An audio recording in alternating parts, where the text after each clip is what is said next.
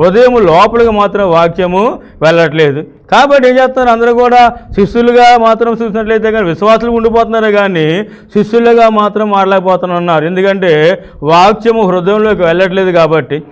గమనించండి, అనేకమైన సార్లు దేవుని వాక్యం విన్నా సరే వాక్యము హృదయంలోనికి వెళ్ళలేనంత వరకు కూడా మరి చూసినట్లయితే మరి శిష్యులుగా అయ్యే అవకాశం ఎంత మాత్రం కూడా లేదు. ఇక్కడ ఈ మాట చూసినట్లయితే కనుక వాక్యము హృదయం ఎందుకు వెళ్ళట్లేదు అని చూసినట్లయితే కనుక హృదయములో పాపము ఏలుబడి చేయడం వలన, అంటే హృదయంలో పాపం ఉన్నట్లయితే కనుక పాపమునకే అవకాశం హృదయం ఎత్తదు తప్ప వాక్యమునకు ఎంత మాత్రం కూడా అవకాశం ఉండే పరిస్థితి లేదు.